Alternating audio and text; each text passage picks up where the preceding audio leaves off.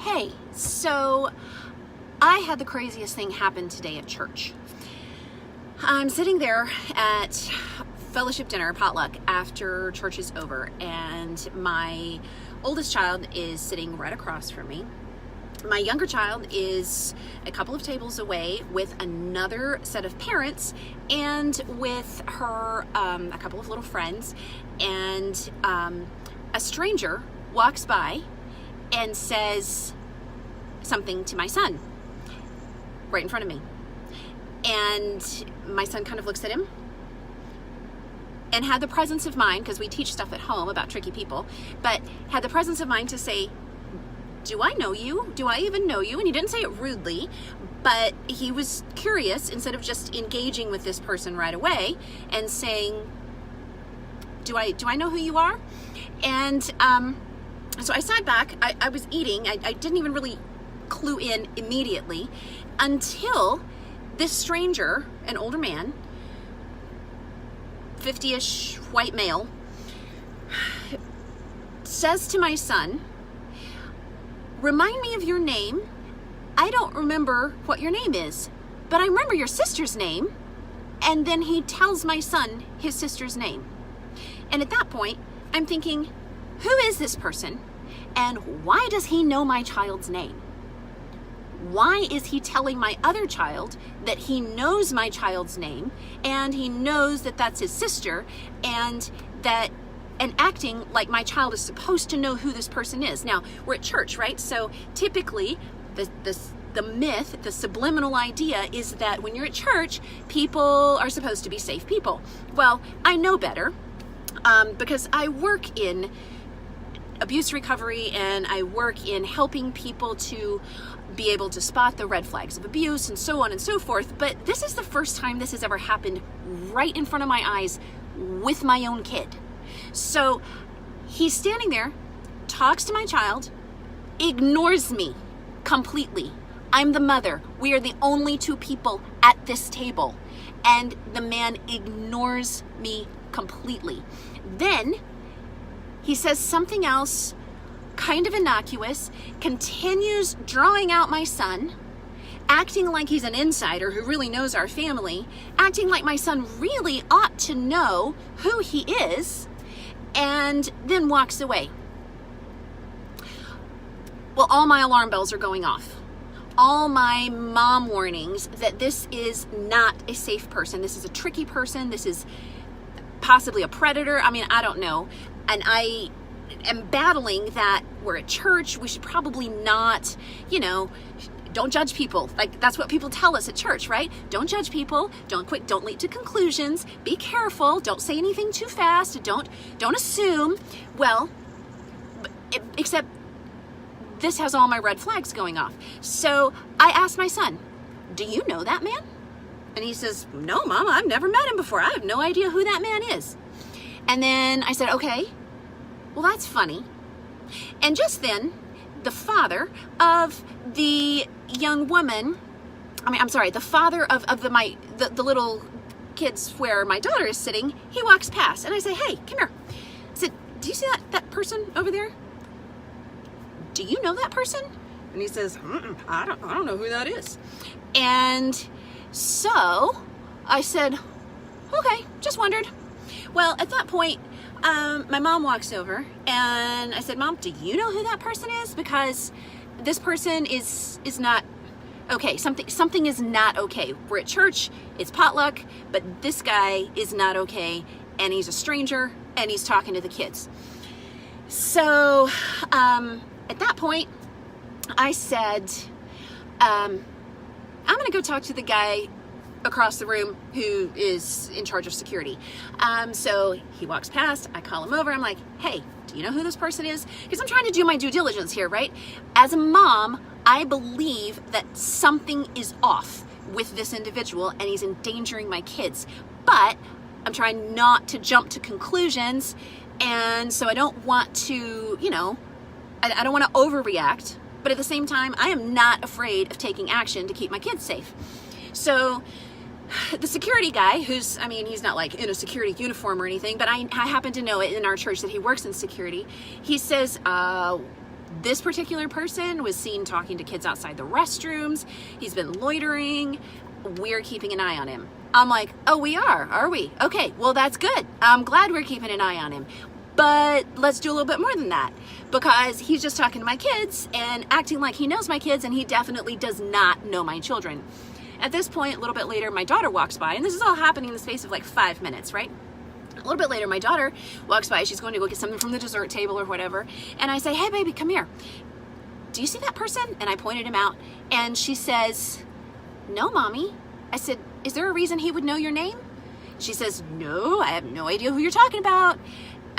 She sees him, but she doesn't know him. And I said, okay, that's all. Just stay away from him. Mommy's taking care of something. Well, at this point, I'm trying to think, okay, what's the best way to handle this situation? Because for starters, I want this guy to know that I watch my kids. I want him to know that my children are not a soft target for whatever it is that he's up to. And you know what? If he is up to everything good and nothing is wrong, then he will be totally okay with knowing that I'm a watchful mother and I protect my kids. It's only if someone is up to no good that they will not be okay with you watching your kids. Okay, so either that or they're just twice as sneaky. But this guy didn't strike me as being super sneaky, because he's sitting there talking to my child right in front of me and ignoring me, grooming my child. That's the impression that I got. So I decided I'm just going to be bold. I'm going to walk over and say, who are you? And why are you talking to my children? So here's the thing, moms and dads, you totally have the right to talk to people who are asking questions of your kids. You don't have to be like all fluffy and sweet just because it's church or something like that. You don't have to just like be a pushover when somebody's talking to your kids and it's giving you alarm bells, okay? So I went over, he's sitting kind of alone on the end of a table with this stranger on the other side of the potluck hall, directly across with his back to where my daughter's sitting with her friends and their parents. And there's just a couple of other elderly gentlemen there with him, and nobody's really talking to him. He's clearly ignoring all of the grown-ups, only paying attention to the kids. So I sat down right across from him and I said, hi, my name's Sarah. I noticed you having a conversation with my children, and I've got my hand out the whole time, right over his plate, right in front of him. I noticed you having a conversation with my children. I realize I don't know who you are. Would you please tell me who you are? I'd like to get acquainted. And I just sat there with my hand out as the man ignored my hand. The whole time he's sitting there, he takes his napkin, he leans back, wipes his face, and I realize this guy's trying to psych me out. He's trying to see how long he can stand there or sit there and avoid shaking my hand to see me back down. So I just kept my hand right there, right across his plate.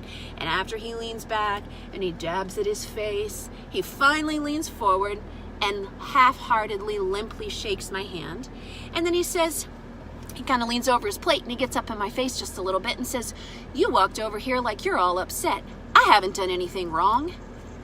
And I said, surely you can understand that when I don't know you and you're talking to my children and ignoring me while I stand there, and you're telling my children that you know their names and where they belong, that I'm going to wonder who you are and why you're having a conversation with my kids. And this man got mad at me. He started trying to psych me out and play a mind game with me about how he had every right to be talking to my children and how he should be offended that I'm not being nice enough to him in church. Well, I told him, I kept my cool. I did not get upset, but I was very firm. And I said, you know what? You don't get to tell me how to protect my kids. I don't know you, and you don't get to go talking to my children the way that you were. And he leans back and he says, you could really be a lot nicer about this. And I said, maybe I could, but I'm not choosing to be. Because right now, I'm seeing a lot of things. First of all, this man has no sense of shame. He's taking no responsibility. He's not saying, oh, wow, I've scared this mom. She thinks I might be doing something bad to her kids. I'm so sorry. I'm visiting here. I was just trying to be nice. I didn't mean to ignore you. No apology, no responsibility. He's just trying to intimidate me into shutting down and backing away. Well, he picked the wrong mom. He doesn't know I train church leaders how to spot people like him. And so I just sat there and looked him in the face. And then he says, is there anything else you'd like to say to me? And I said, no, not for the moment. And I got up and I walked away. And about 10 feet away from the table, I turned around and I held up my camera and I took a picture of him on my phone. I don't think he was watching, but at that point I really didn't care. I went and sat back down to kind of process that little bit. And then I said, you know what? I'm going to go talk to the security guy again. He's sitting at another table. I pull up my chair, sit beside him, sitting across from one of the other elders in the church. And I said, hey guys, because I know these two guys. I know they're safe people. I trust them. And I know they're the kind who back up protective parents. They are protective parents. So I said, hey guys, this is what just happened to me. This is what happened beforehand. And this is how I believe that this particular situation is potentially dangerous and is a cause for red flags. Well, it turns out both of these guys knew some other stuff. They'd seen, one of them personally, they'd seen this stranger loitering around the bathrooms talking to young girls. They had heard, and I can't confirm this, but one of the other deacons saying that they believed this man was seen taking pictures of children at the church. So at this point, I'm telling them what I believe is happening, and that so far it fits all the classic signs of someone who is a predator checking out the soft target of this church, checking out to see if there are children here and if there are people who will trust him and let him settle in and make it his home. The guy's attended before. He's not a complete stranger, but he's someone who's not normal, regular, and familiar. So at this point, I'm sitting there having this very quiet discussion with these two trusted church leaders who are also protective dads. And that same man walks up and butts into our conversation. And does he say, I am so sorry for the misunderstanding. I am so sorry that I gave this mom the wrong idea. No. You know what he does?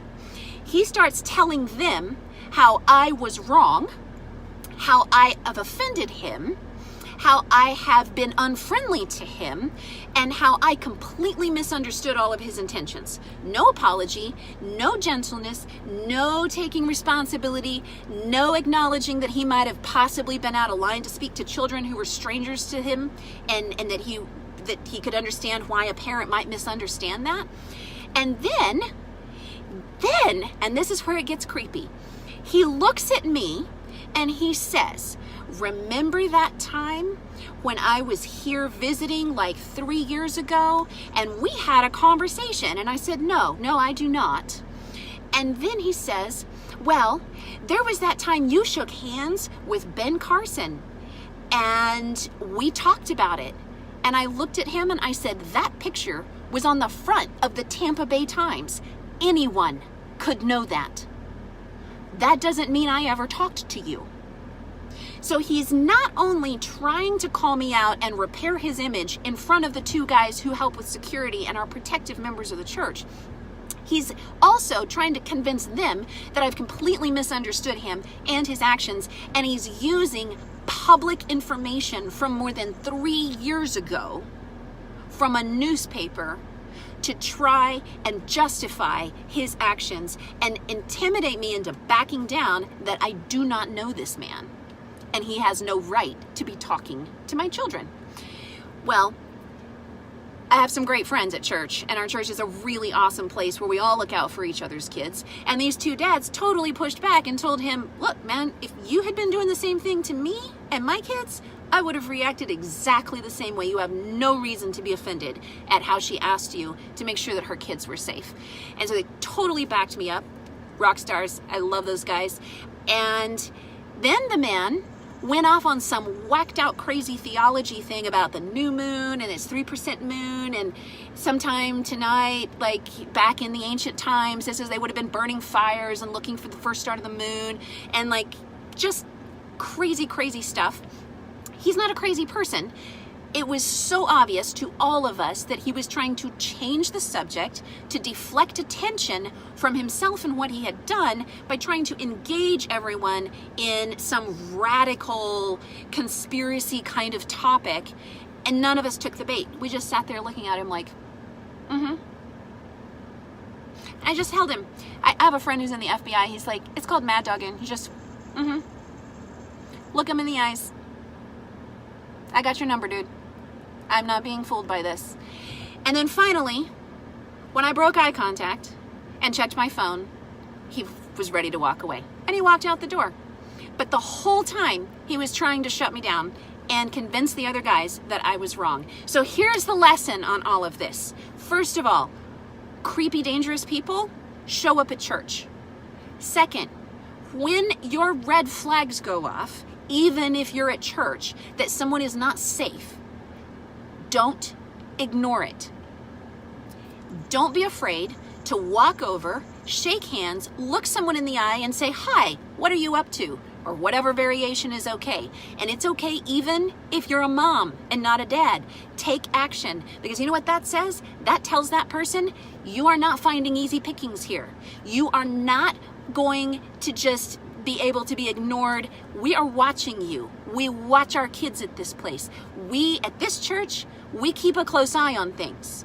This is not a soft target. I don't know if that guy will be back or not, but if he is, I can tell you there are a whole bunch of people who will not be letting him wander around alone and may just invite him off the premises. We don't know yet. My whole point though is just, if that happens ever to you, where someone, here's the thing, it was years ago that one of the dads remembered this guy loitering as a visitor outside the girls' bathroom and talking to young girls, getting down on their level while ignoring all the adults. He was doing the same kinds of things way back then, except nobody wanted to make any assumptions. Nobody wanted to go, rock the boat. And well, I don't mind rocking the boat when everything in my gut tells me that something isn't safe. So if there's ever anything like that happens around you, your kids, your church, speak up. Go look the person in the eyes, shake their hand, and ask them what they're up to. And if they try to mad dog you back and they try to make you shut down or intimidate you or tell you that you don't have a right to be asking them why they're acting suspiciously with children, then you have your answer. Because a healthy, normal person would never be okay making a parent feel that they've endangered their child. Only someone who has nefarious purposes would try to justify their actions when they've made a parent feel that a child is unsafe. Don't let them get to you. And if that ever happens to you, don't be afraid to speak up. Anyway, so that's my story. That's a crazy thing that happened to me today. And I just figured I should share because crazy stuff even happens at church. If anything like this has ever happened to you, put a comment underneath this video because I would like to hear about it. The more we talk about stuff like this, the more we can handle it and make sure it doesn't keep happening and we can keep our kids safe. See you guys.